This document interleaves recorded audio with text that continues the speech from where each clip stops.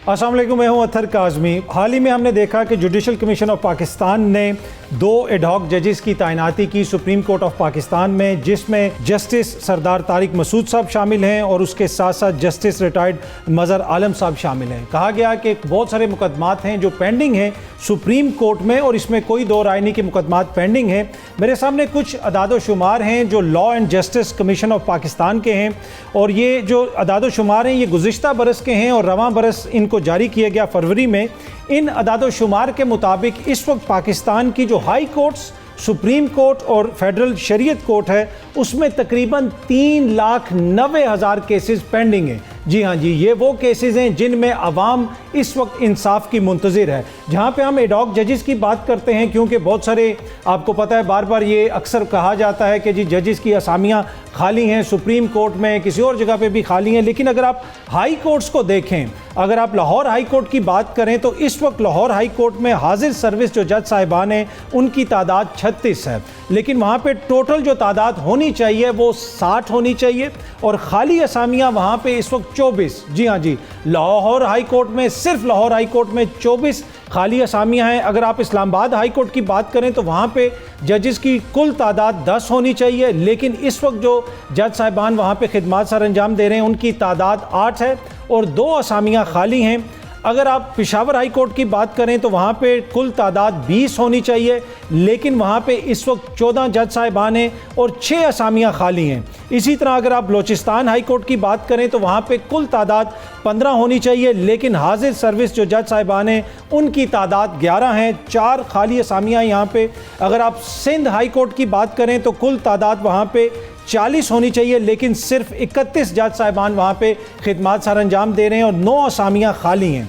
तो एक ऐसा वक्त जब पाकिस्तान के अंदर बार बार ये कहा जाता है कि बहुत सारे केसेस पेंडिंग हैं और जिस तरह मैंने आपको बताया हाई कोर्ट्स और आला अदलिया में तकरीबन 4 लाख के करीब यानी 3,90,000 के करीब केसेस पेंडिंग हैं, तो क्या एडहॉक जजेस सिर्फ सुप्रीम कोर्ट में लगने चाहिए इसलिए कि वहाँ पे केसेस पेंडिंग हैं, बाकी जो हाई कोर्ट्स हैं वहाँ पे क्यों नहीं जज साहिबान को लगाया जा रहा, इसकी क्या वजह है? इस पे गुफ्तगू करेंगे। कुछ दीगर मामलात हैं, कोशिश होगी कि उनके ऊपर भी आज के प्रोग्राम में गुफ्तगू करें। आज पाकिस्तान तहरीक इंसाफ के मरकज़ी सेक्रेटरीट पे फिर छापा मारा गया, रऊफ़ हसन साहब की गिरफ्तारी हुई, वहाँ पे कुछ इक्विपमेंट वगैरह भी कब्जे में लिया गया। उसके अलावा आज DG ISPR की भी बड़ी इंपॉर्टेंट प्रेस कॉन्फ्रेंस हुई, उस पर भी गुफ्तगू करेंगे। इन सारे मामलात पे गुफ्तगू करने के लिए रहनुमा तहरीक इंसाफ अली मोहम्मद खान साहब ने हमें ज्वाइन किया है। अली साहब बहुत बहुत शुक्रिया सर हमें ज्वाइन करने के लिए। अस्सलाम वालेकुम। वालेकुम सलाम सर। अच्छा सर, आज आपके सेक्रेटरीट पे दोबारा छापा पड़ा और कहा जा रहा है, आपकी जमात के ऊपर इल्ज़ाम लग रहा है कि आप लोग जो है कुछ ऐसा मवाद शेयर कर रहे हैं डिजिटली जो नामुनासिब है और उसी की वजह से ये छापा पड़ा और अब गालिबन कोई JIT भी इस मामले की तहकीकात करेगी। तो इस सारे मामले को आप कैसे देखते हैं?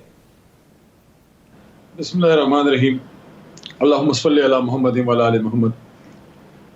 काबिल अफसोस है, काबिल मज़म्मत है और बहुत ही ज़्यादा एक ऐसा अमल किया गया है जिसको कभी कह सकते हैं।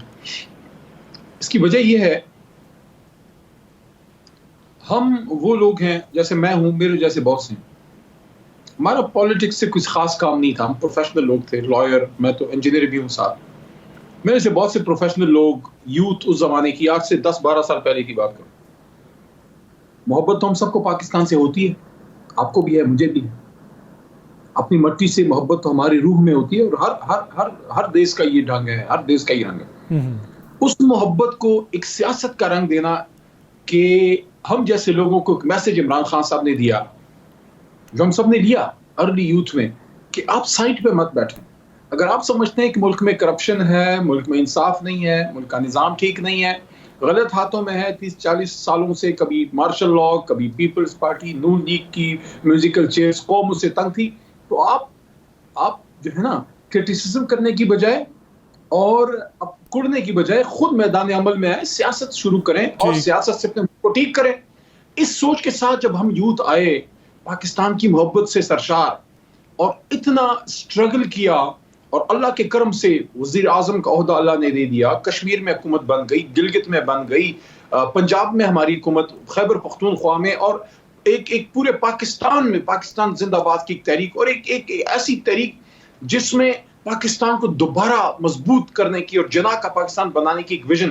آج جب ہمیں یہ سننے کو مل رہا ہے کہ ہم دہشت گرد ہیں, خدا نخواستہ ہم غیر محب وطن ہیں, میں ان لوگوں سے پوچھتا ہوں جو آج یہ سرٹیفکیٹ بانٹ رہے ہیں, آپ کا تو پتہ نہیں ہے, جو آج پاکستان میں محب وطنی کی اور غداری کے سرٹیفکیٹس بانٹ رہے ہیں, آپ کا تو نہیں پتہ, لیکن ہمارے بزرگوں نے یہ ملک بنایا ہے اور ہم اس کو بچائیں گے اور اپنے لیڈر عمران خان صاحب کی لیڈرشپ میں بچائیں گے.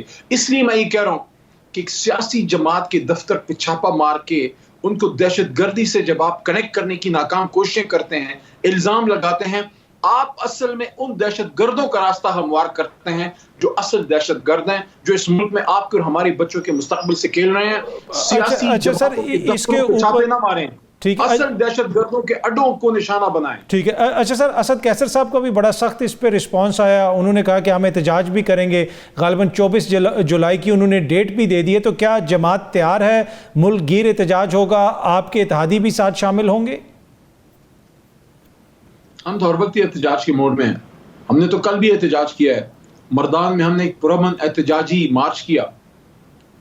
کسی سیاسی جماعت کا بینر نہیں تھا, کسی سیاسی جماعت کا جھنڈا نہیں تھا, سفید جھنڈا تھا امن کا, اور سب زلالی پرچم سب ہاتھ میں لیے, بچے بوڑھے جوان نکلے اور کیا مانگ رہے تھے؟ امن. آپ اطہر صاحب مجھے ایک بات بتائیے, یہ کتنے افسوس کی بات ہے, یہ کس کا فیلئر ہے کہ 75 سال بعد پاکستان کا ایک پورا صوبہ کھڑا ہو کے امن مانگ رہا ہے؟ یعنی دنیا کدھر پہنچ گئی ہے اور ہم ابھی تک امن مانگ رہے ہیں. دنیا کتنی ترقی کر گئی ہے. وہاں کی یوتھ ہر ایک بندہ اپنے ساتھ 50 بندہ امپلائی کر رہا ہے, انٹرپرینیورشپ ہے, بڑی بڑی انڈسٹریاں ہمارے آس پاس پڑوس کے ممالک میں لگ رہی ہیں. بڑے بڑے وہ نام اطہر صاحب مجھے کہنے دیجئے جن کے نام کبھی ہم سنا کرتے تھے, جو بڑے بڑے انڈسٹریل جائنٹس ہوتے تھے, وہ آج آپ کے ہمسایہ ممالک میں اپنے پلانٹس کھول رہے ہیں, وہ ملک آگے بڑھ رہے ہیں. اور ہم کیا مانگ رہے ہیں؟ ہم امن مانگ رہے ہیں, کیونکہ اپنے ملک میں ہم سب کو امن حاصل نہیں ہے. اور وہ امن اس طرح سے آئے گا کہ جس جماعت کے پیچھے اس ملک کی سب سے بڑی یوتھ کھڑی ہے, اس کو آپ ڈیجیٹل دہشت گرد کہیں گے. وہ دہشت گرد جو اصل دہشت گرد ہیں وہ تو آج سر پر دیکھیں نا, یہ کہا جاتا ہے نا کہ ڈیجیٹل جو دہشت گرد جو ڈیجیٹلی چیزیں بڑے خوش ہوں گے آج کہ وہ پاکستانی نوجوان جو پاکستان کی محبت میں عمران خان صاحب کے ساتھ اس ملک کی 5th جنریشن وار جو پاکستان کے خلاف تھی, سائبر وار جو تھی, اس میں آپ کا ہراول دستہ تھا, آج آپ ان کو ٹیگ کر رہے ہیں ٹیررزم کے ساتھ. یہ بہت افسوس کی بات ہے, ہمیں ان چیزوں سے نکلنا چاہیے. Political stability. ٹھیک ہے. اچھا سر, ایک اور بڑا امپورٹنٹ پوائنٹ جو میں آپ سے پوچھنا چاہ رہا ہوں کہ اب مخصوص نشستوں کا فیصلہ آیا, آپ کی جماعت نے اس کو خیر مقدم کیا, آپ کے MNA حضرات نے, MP حضرات نے ایفیڈیوٹ جمع کروانے تھے. آج یہ کہا جا رہا ہے کہ جو چھاپا پڑا, کیا وہاں پہ ایفیڈیوٹ موجود تھے؟ پولیس جاتے ہوئے کوئی ایفیڈیوٹ بھی ساتھ لے گئی ہے یا آپ لوگوں نے جمع کروا دیے ہیں الیکشن کمیشن میں ایفیڈیوٹ؟ دیکھیں, میں تو سینٹرل آفس کی چیزیں ظاہر ہے میں تو نہیں دیکھتا, لیکن جتنی میری انفارمیشن ہے, میجورٹی ایفیڈیوٹس جو ہمارے آزاد ارکان کی تھی جنہوں نے سپریم کورٹ کے فیصلے کی روشنی میں شامل ہونا تھا تحریک انصاف میں, ان کا تو میرے خیال میں میجورٹی جمع ہو چکا ہے.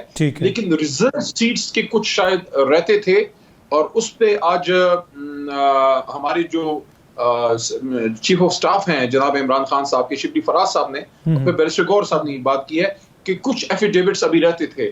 تو اور انہوں نے یہ بھی کہا ہے, جو بہت حد تک جو ہے قرین قیاس لگتی ہے, بات سچائی کے قریب لگتی ہے, اور وہ یہ ہے کہ یہ جو ڈیجیٹل دہشت گردی ہے اور اس طرح کی چیزیں ہیں, اور سینٹرل سیکریٹریٹ وہ بہانہ تھا, اصل نشانہ وہ ایفیڈیوٹس ہیں جو کچھ لوگ نہیں چاہتے کہ وہ الیکشن کمیشن تک پہنچے. ٹھیک ہے. اچھا سر, سوشل میڈیا پہ کچھ مواد تو ایسا شیئر ہوتا ہے جس کے جو قابل اعتراض ہے, تو ویسا مطلب وہ تو نہیں ہونا چاہیے؟ نہیں ہونا چاہیے, غلط ہے. ہم جیسے لوگوں نے ہم جیسے بہت سے لوگوں نے اس کو روکا ہے, اس پہ کہا ہے کہ غلط ہے, لیکن کروڑوں یوتھ ہے, آپ ہر کسی کو کنٹرول نہیں کر سکتے. ہم تو ذمہ دار ہیں جو ہمارے مین آفس بیررز ہیں, ان کے جو پی ٹی آئی کے آفیشیل اکاؤنٹس ہیں یا جو اور آفیشیل اکاؤنٹس ہیں جو مختلف جگہوں پہ پی ٹی آئی کے ساتھ رجسٹر ہیں. لیکن دیکھیے, اس وقت سچویشن کو ہمیں معتدل کرنا ہوگا. اپنے ان کروڑوں یوتھ کو, ان کو آپ نے ایک سافٹ میسج دینا ہے کہ ہم سب پاکستانی ہیں, ہم سب کو اس ملک کو مضبوط کرنا ہے, یہ آپ کی فوج ہے, اور فوج کے خلاف کبھی بھی تحریک انصاف کا ورکر سوچ بھی نہیں سکتا کہ ادارے کے خلاف بات کرے. ہاں, یہ ایک مسلمہ حقیقت ہے کہ جو پولیٹیکل رول ہے اسٹیبلشمنٹ کا, اس کو ہم سب کرٹیسائز کرتے ہیں, آپ بھی کرتے ہیں, ماضی میں ایک رول رہا ہے. ایک ایسا ملک جس میں 3 مارشل لائیں آ چکی ہیں اور جس میں سول ملٹری امبیلنس کی ایک بہت بڑی ڈیبیٹ چلتی ہے, وہاں آپ کا یوتھ اس پہ ایک لمٹ کے اندر بات کرنا اس کو چاہیے, وہ کرتا ہے. لیکن جہاں لمٹ کراس ہوتی ہے, جہاں پاکستان کی اساس کو ہٹ کیا جائے, جہاں پاکستان کے ادارے کو ہٹ کیا جائے, اس کے نہ آپ سپورٹ میں ہیں نہ ہم سپورٹ میں. اچھا سر, اس بحث کو اب ہم سیاسی میدان میں کیسے لے کے آئیں گے؟ دیکھیں بحث ادھر ادھر جاتی ہے, کبھی سپریم کورٹ کی طرف, کبھی کسی دوسرے ادارے کی طرف. تو یہ سیاستدانوں کا فیلئر ہے, سیاسی نظام کا فیلئر ہے. کیسے اس بحث کو ہم سیاسی میدان میں لے کے آئیں؟ آؤٹ سے کہ کسی حد تک سیاستدانوں کا بھی فیلئر ہے, کسی حد تک میں ایک خاص وجہ سے کہہ رہا ہوں, اس پہ میں بعد میں آتا ہوں. دیکھیے کسی حد تک کیوں ہے اور پورا کیوں نہیں ہے, وہ دوسرا پورشن ہے میرے جواب کا. کسی حد تک اس لیے ہے, بڑی حد تک وہی ہے کہ حکومت کو بنے ہوئے 5 مہینے ہو گئے ہیں, فارم 47 ہے یا جو بھی ہے, عہدوں پہ تو بیٹھے, پولیٹیکل سٹیبلٹی نہیں ہے. وہ کیسے ہو سکتی ہے جب ملک کا سب سے بڑا لیڈر غلط کیسز میں جیل میں ہو؟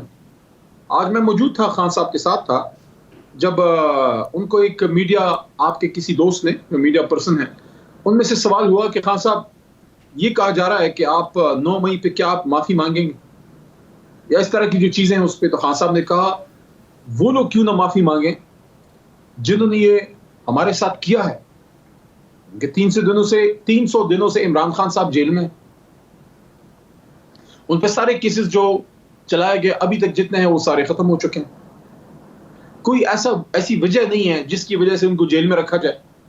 سائفر کیس تھا, خان صاحب کی موجودگی میں نے یہ بات کی کہ سائفر کیس تھا, باعزت بری ہو گئے آپ. توشہ خانہ تھا پہلا, اس میں باعزت بری ہو گئے. عدت کیس میں باعزت بری ہو گئے. ریزرو سیٹس میں فیصلہ ہمارے حق میں آ گیا. اب آپ نے اور پرچے کٹوا دیے ہیں یا اور پرچوں میں دھر لی ہے, لیکن جو جتنے کیسز تھے نا اس میں تو باعزت بری ہو گئے. تو یہ جو 320-330 دنوں سے خان صاحب جیل میں ہے, اس کا ذمہ دار کون ہے, اس پہ معافی کون مانگے گا؟ تو یہاں پہ جو پولیٹیکل لیڈرشپ ہے اکراس دا لائن, جو باہر موجود ہے, جو جیل میں نہیں ہے, ان کی بھی ایک فیلئر ہے کہ پارلیمنٹ کے اندر پراپر کوئی ڈائیلاگ پروسیس وہ سٹارٹ نہیں کر سکے. پورا میں اس لیے نہیں کہہ رہا, اب وہ بات پہ آتا ہوں کہ پورے قصوروار کی کیوں نہیں ہے.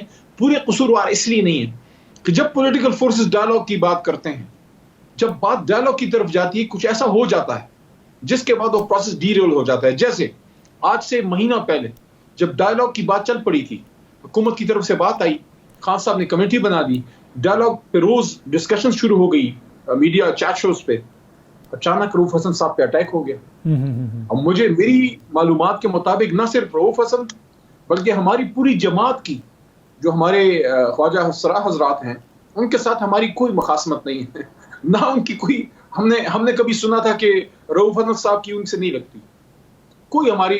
اچانک ان کو کیا مخاصمت ہو گئی, رؤوف صاحب پہ, شہرک پہ اٹیک ہو گیا. آج جو لوگ ایک محب وطن Pakistani 70 year old senior citizen جو اس عمر میں پولیٹیکل ورک کر رہا ہے, رؤوف حسن, جو لوگ آج اس کو گرفتار کر رہے ہیں غلط چارجز پہ, کیا ان کو اس بات کا احساس ہے کہ اس سینئر سٹیزن کی شہرک پہ اٹیک ہو چکا ہے؟ کبھی آپ نے سوچا ہے کہ ان لوگوں کی طرف جائیں جن لوگوں نے یہ کیا اور وہ پولیٹیکل پروسیس ڈی ریل ہوا, ڈائیلاگ کا پروسیس کے بعد ڈی ریل ہو گیا؟ یہ بڑی امپورٹنٹ پوائنٹ ہے جو علی محمد خان صاحب نے کہی کہ پولیٹیکل پروسیس کو ڈیریل نہیں ہونا چاہیے, بات چیت ہونی چاہیے. علی محمد خان صاحب سر بہت بہت شکریہ آپ کا. یہاں وقت تو ایک چھوٹی سی بریک, واپس آئیں گے تو اعتزاز احسن صاحب سے کچھ بڑی امپورٹنٹ باتیں کرنی ہیں, لیکن ایک چھوٹی سی بریک کے بعد. Welcome back. سینئر رہنما پاکستان پیپلز پارٹی کے اعتزاز احسن صاحب نے ہمیں جوائن کیا ہے. سر بہت بہت شکریہ آپ کے جوائن کرنے کا. سر سب سے پہلے تو یہ بتائیے گا کہ آج دوبارہ پاکستان تحریک انصاف کے سیکریٹریٹ پہ چھاپا مارا گیا, بیرسٹر گور کی گرفتاری کی خبریں آئیں, پھر کہا گیا کہ ان کو چھوڑ دیا گیا ہے, رؤوف حسن صاحب کو گرفتار کر لیا گیا. تو ایک جمہوری دور کے اندر جب نون لیگ کی حکومت ہے, پیپلز پارٹی ان کی اتحادی ہے, ایک سیاسی جماعت کے دفتر پہ بار بار اس طرح چھاپے, آپ سمجھتے ہیں کہ یہ مناسب ہے؟ بالکل نامناسب ہے. اور یہ سیاسی جماعتیں کو سب کو سمجھنا چاہیے, نون کو سمجھنا چاہیے. اور بنیادی طور پہ تو نون کی پالیسی چل رہی ہے, نون ہمارا پیپلز پارٹی سے تو مشورہ بھی نہیں کرتی. بہرحال مجھے آپ نے انٹروڈیوس اس طرح کیا ہے جیسا میں پیپلز پارٹی کی لیڈرشپ کا یا کا ترجمان بن سکتا ہوں یا ہوں، میں نہیں ہوں.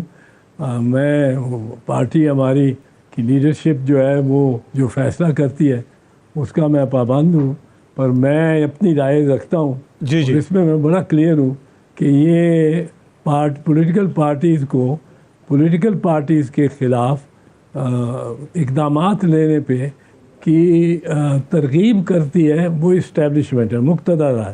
اور مقتدر جب ترغیب کرتی ہے ہم وہ جو کہیں سائیں وہ ہم کرنے کو تیار ہو جاتے ہیں. تو اس کا نقصان ہر دفعہ جب آپ کرتے ہیں یہ اگلی دفعہ پہ ہوتا ہے.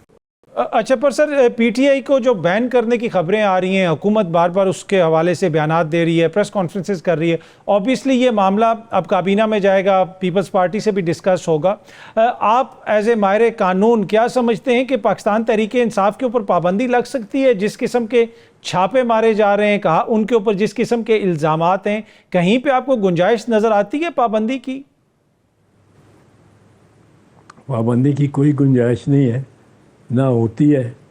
اور یہ آپ دیکھیں یہ پابندی تو لگانی ہے سپریم کورٹ نے، پہلی تو یہ بات ہے. یہ گورنمنٹ نے تو لگانی نہیں. گورنمنٹ اپنی طرف سے جس کو بڑا اچھا بڑا ناقابل تردید شہادتیں کہتا ہے 9 مئی کے بارے میں، ناقابل تردید شہادتیں. ایک شہادت پبلک میں تو پروڈیوس نہیں کر سکے، سیکرٹ ٹرائلز ان کے کیے ہیں. اور کوئی وکیل مجھے تو نہیں ملا جو ان کی جس کو جو وکیل کو کلائنٹ تک بھی حاصل ہوئی ہو رسائی ملٹری کورٹس کے ذریعے. سر ایک اور چیز جو آج کل ہم دیکھ رہے ہیں کہ کبھی خواجہ آصف صاحب بات کرتے ہیں، کبھی کوئی اور معزز شخصیت حکومت سے بات کرتی ہے کہ نومبر کے بعد یہ ہو جائے گا، اکتوبر کے بعد یہ ہو جائے گا. آخر ایسے کون سے خدشات ہیں کہ حکومت کو اچانک یہ خدشہ پڑ گیا کہ مریم بی بی بھی کہہ رہی ہیں کہ جی ہم 5 سال پورے کریں گے؟ اس طرح کی باتیں تو 2-3 سال بعد ہوتی ہیں، 6 مہینے کے بعد حکومت کو کیوں خطرہ پڑ گیا ایک دم سے؟ ان کو پتہ ہے کہ ان کے لیے یہ امکان بھی ہے کہ یہ 3 مہینے بعد 6 مہینے بعد اسمبلی کو ڈیزالو بھی کر دیں. اور اس کی وجہ ایک بڑی بنیادی وجہ ہے، جس دن کسی ٹرائیبیونل نے، اور یہ ٹرائیبیونل اپنی مرضی کے چاہتے تھے، اس کی وجہ یہ ہے جس دن کسی ٹرائیبیونل نے کوئی فارم 45 ان کے سرکردہ قائدین میں سے خواجہ آصف صاحب ہیں، وزیر اعظم ہیں، نواز شریف ہیں، مریم ہیں، عطا اللہ تارڑ ہے، اور وہ جو اوس چودھری ہے. اب یہ یا دوسرے اضلاع میں ان کے بڑے بڑے جو نام ہیں، جس دن ان کا فارم 45 کا کھلنے کا آج پتہ لگ گیا کہ کل کھلنا ہے، بس سارے ہیلے بہانے سب کچھ کر لیے. اب جج صاحب کہتے ہیں لاؤ اور کھولو، اور وہ جج صاحب کے ہاتھ میں ہے، اور کل انہوں نے کھولنا ہے. اپنی فائل رکھ لی، انہوں نے رات کو اسمبلی ڈیزالو کر دی. ٹھیک، کیونکہ فارم 45 اس طرح ہے جیسے ان کے سین میں لاش جلی ہے، لاش دبائی گئی ہے، اور وہ اس سین میں کسی کو جانے نہیں دیں گے، اس لاش کو اس قبر کو کی کشائی نہیں کرنے دیں گے. تو یہ فارم 45 صاحب آپ نے دیکھا یہ غلطی سے یہ الیکشن کمیشن نے یہ لگا دیے فارم 45 نے اپلوڈ کر دیے on their own website. Yes 4 گھنٹے بعد ان کو اس طرح لپیٹ کے بھاگے ہیں. آپ سمجھتے ہیں کہ سر یہ بہت بڑی لیول پہ دھاندلی ہوئی ہے کہ پوری حکومت ہی چلی جائے گی، یا 1-2 سیٹیں الٹ جائیں گی، یا پھر آپ کو پورا یہ سسٹم ہی لگتا ہے کہ یہ کھلے گا؟ نہیں، یہ اس سے پہلے اسمبلی کو ریزالو کریں گے تاکہ وہ پٹیشن جو ہیں، درخواستیں جو ہیں لیپس کر جائیں. یہ سارے معاملات آپ کو جاتے ہوئے کہاں پہ لگ رہے ہیں؟ اگر حکومت اس طرح چلی جائے گی پھر ہم کس طرف جائیں گے؟ کوئی نگراں سیٹ اپ آئے گا، خدا نخواستہ ایمرجنسی لگ جائے گی، آپ کو حالات کس طرف جاتے ہوئے نظر آ رہے ہیں؟ نہیں، ایمرجنسی تو نہیں لگے گی. یہاں کو مارشل لا یا مارشل لا کے کے طور پہ ایمرجنسی لگنے کا کوئی نہیں. کیئر ٹیکر سیٹ اپ آئے گا اور وہ الیکشن کرائے گا. اس کی کیا گارنٹی ہوگی لا وغیرہ کا وہ فیئر ہوگا سر؟ وہ کیئر ٹیکر دیکھیں پہلے بھی کیئر ٹیکر آیا تھا اور جو حالات ہیں وہ ہمارے سامنے ہیں. دیکھیں ہوتا یہ ہے جو 2013 میں ہوا سر، جو 2018 میں ہوا، جو 2024 میں ہوا.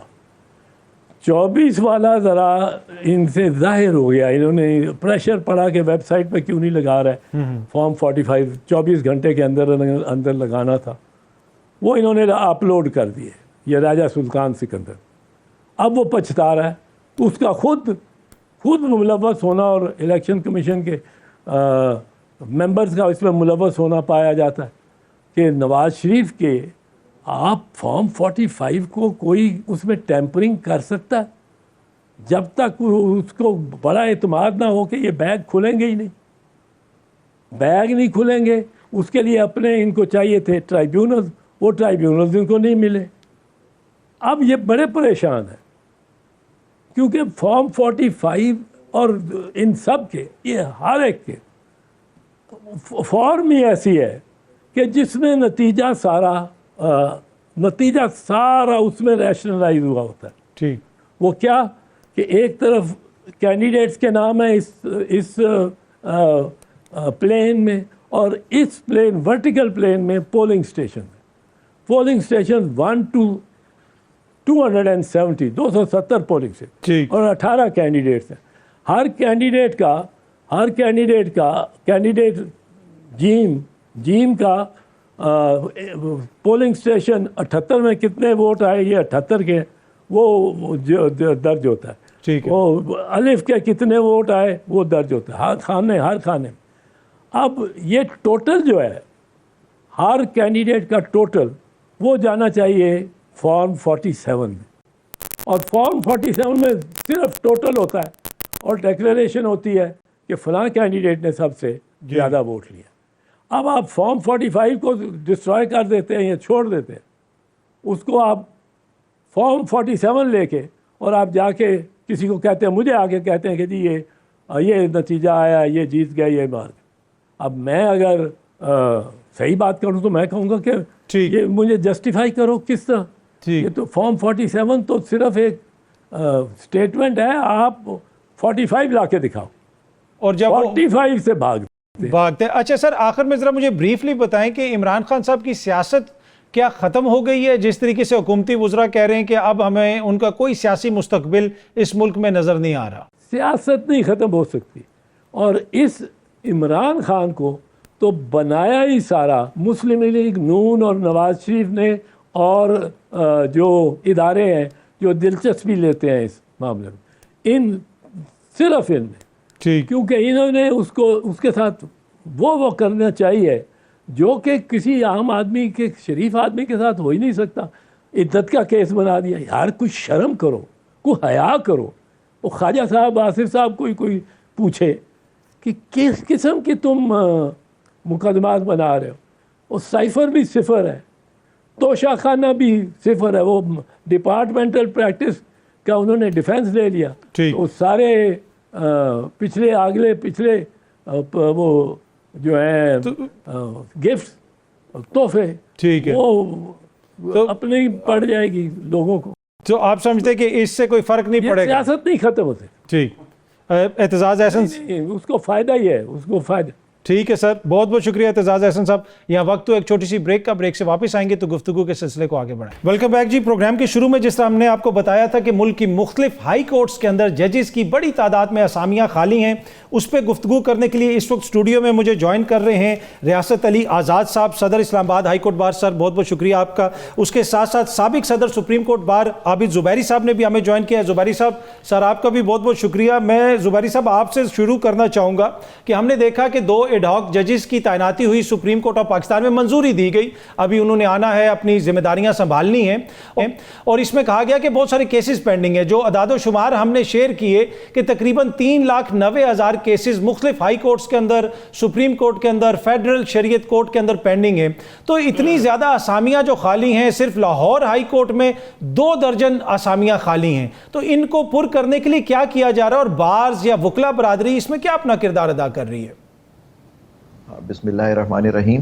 بالکل بار کو بالکل اپنا کردار ادا کرنا چاہیے, بار کاؤنسلز کو ادا کرنا چاہیے, کیونکہ وہ خود جوڈیشل کمیشن کے ممبر ہوتے ہیں.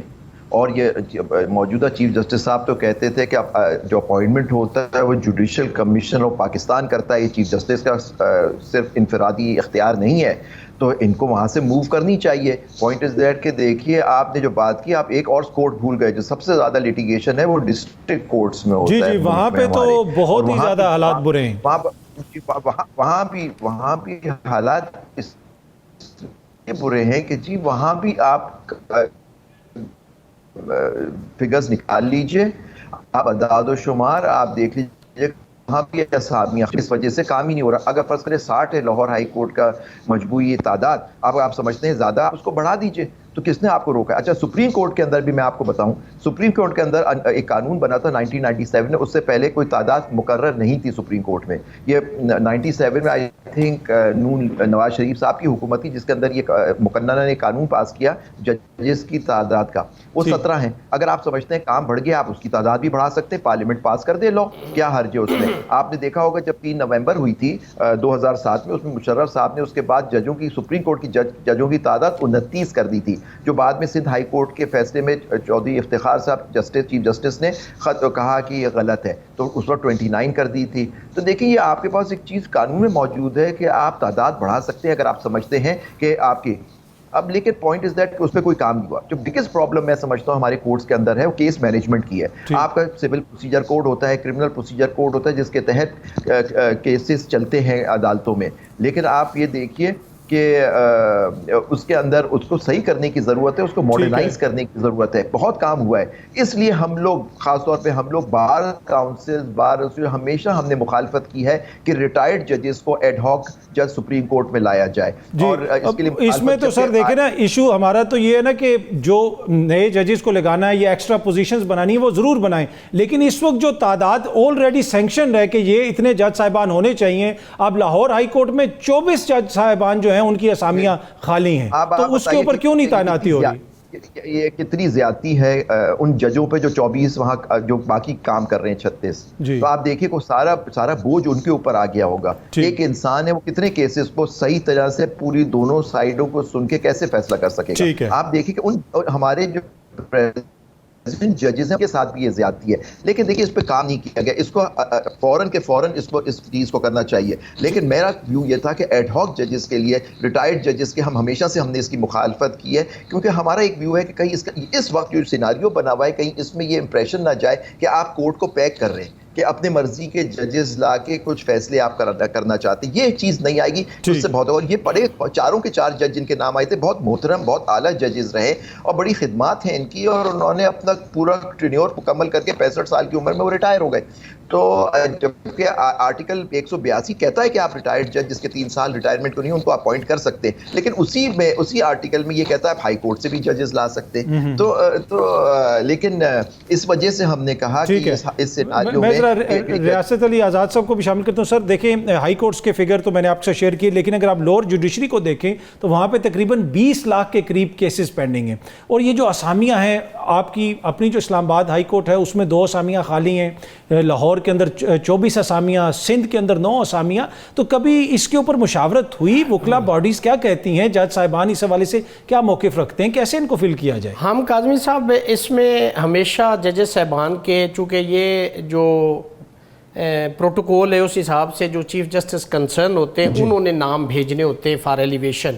تو ہم جب بھی کبھی ہماری میٹنگ ہوتی ہے تو ہم جو یہ شارٹ آف ججز کی تعداد کے حوالے سے ہم ہمیشہ بات کرتے ہیں کہ چونکہ پینڈنسی بیک لاگ زیادہ ہوتا جا رہا ہے, اس کی ایک بنیادی ریزن ہے کہ ججز صاحبان کی کمی ہے. تو ہم ہمیشہ ریکویسٹ کرتے ہیں کہ آپ ججز کو ایلیویٹ کریں. اب اس کے پیچھے کیا معاملات کار فرما ہے یہ یا تو چیف جسٹس صاحب بتا سکتے ہیں, تو یا اوپر سپریم جوڈیشل کونسل کو، چونکہ سپریم جوڈیشل کونسل میں چیف جسٹس سر آپ کو نہیں لگتا کہ دیکھیں جس طرح اب لاہور ہائی کورٹ میں 24 جج صاحبان نہیں ہیں، اینڈ آف دا ڈے سفر کون کر رہے؟ عوام سفر کر رہی ہے. آئین کہتا ہے کہ ان کو بر وقت انصاف آپ نے دینا ہے، تو بڑے تو اس میں لوزر جو ہیں وہ تو پاکستان کے عوام ہیں. دیکھیں جس کی کاسٹ پہ وکلاء اور ججز صاحبان بیٹھ کے کام کر رہے ہیں، ججز صاحبان کو تنخواہ ملتی ہے اور وکلاء صاحبان اپنی فی لیتے ہیں، تو وہ کس کی کاسٹ پہ؟ وہ لیٹیگنٹس ہے. تو لیٹیگنٹ ہی سب سے زیادہ سفر کر رہا ہے. اور میں سمجھتا ہوں کہ جس طرح سے یہ کہا جا رہا ہے کہ یہ جو سپریم کورٹ آف پاکستان میں 2 ججز صاحبان کو اس پرپز کے لیے لایا گیا ہے، وہاں پہ تو ڈیکرم آلریڈی جو کوانٹم آف ججز ہے 17 ججز ہے وہ کمپلیٹ تھا. تو میں سمجھتا ہوں کہ بنیادی طور پہ تو ہائی کورٹس کے اندر اور ڈسٹرکٹ جوڈیشری جو ہے اس کے اندر ججز صاحبان کی جو کمی ہے اس کو پورا کرنا چاہیے، چونکہ سب سے زیادہ سفر تو نیچے ہو رہا ہے. اوپر ٹھیک ہے 57,000 cases supreme court of Pakistan میں پینڈنگ ہیں، لیکن آپ نیچے دیکھیں تو تقریباً 4 لاکھ کیس نیچے جو سبارڈینیٹ جوڈیشری جو ڈسٹرکٹ جوڈیشری اس کے اندر پینڈنگ ہے. اور وہاں پہ بھی ججز صاحبان کی ایک ہیوج کوانٹم آف ججز کی تعداد جو ہے وہ اس کی کمی ہے.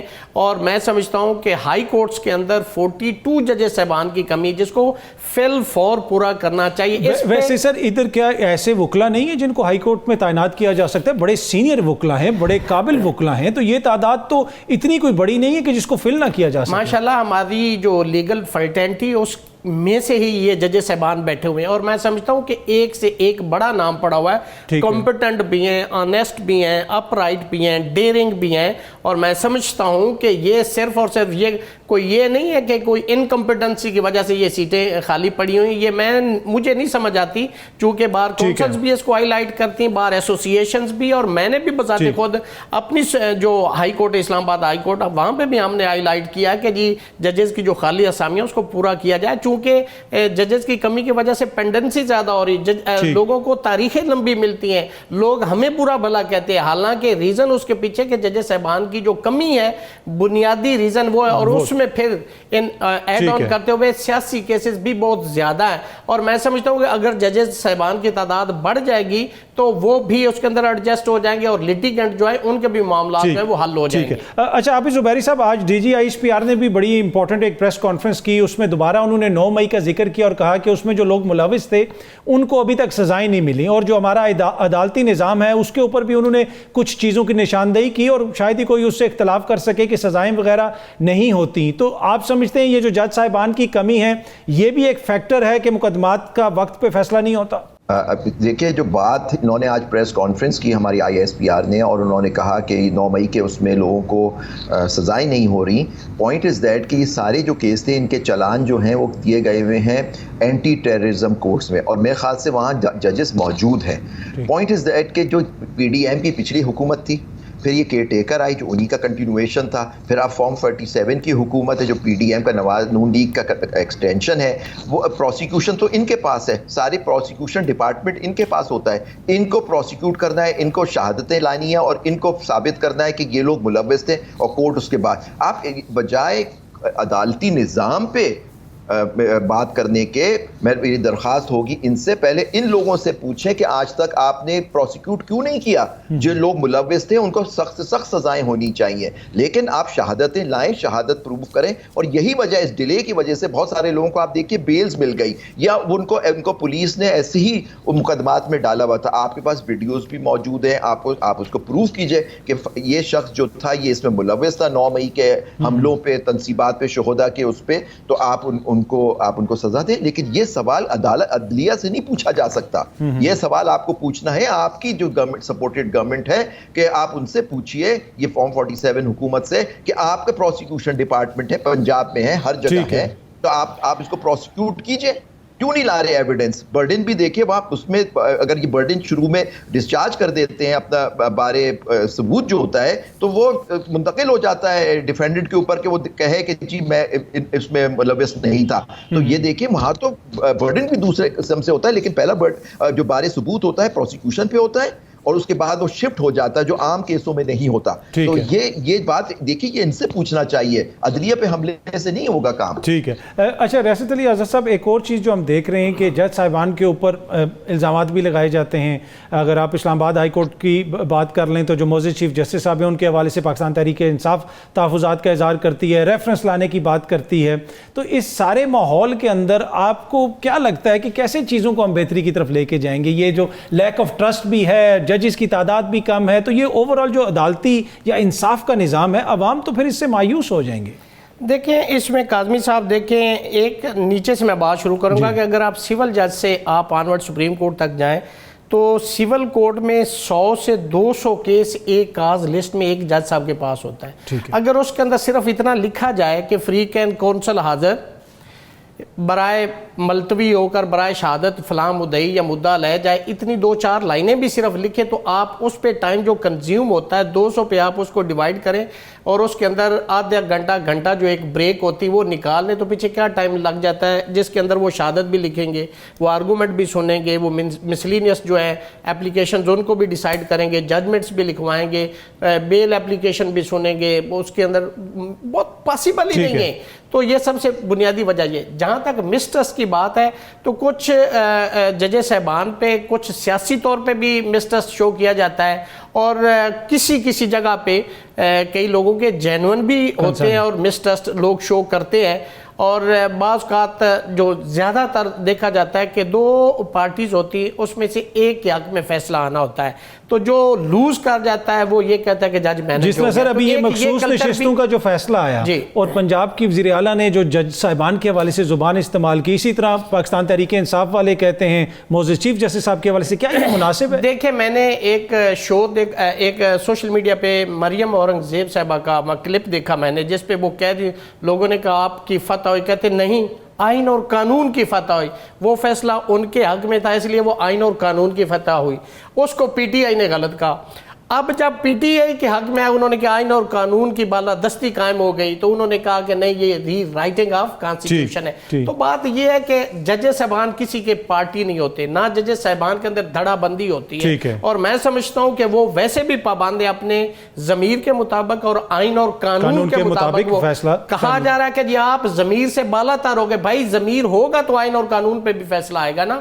تو میں سمجھتا ہوں کہ جو انہوں نے سپریم کورٹ آف پاکستان نے ججمنٹ دی ہے, لینڈ مارک ججمنٹ ہے, سپیکنگ آرڈر ہے, اس میں کوئی ایسی انلیگیلٹی, کوئی irregularity, کوئی ری رائٹنگ آف کانسٹیٹیوشن نہیں ہے. In the light of Asma Jilani case آپ جو 1972 ہے اس کو دیکھ لیں, تو اس سے پہلے 200 کیس تھا جس میں جسٹس منیر تھا, ٹھیک ہے, وہ 58 سپریم کورٹ ہے. اس کے اندر انہوں نے کہا تھا کہ اگر بلڈ شیڈ کے بغیر کوئی رجیم چینج ہو جاتا ہے تو وہ لیجیٹیمیٹ چینج ہے.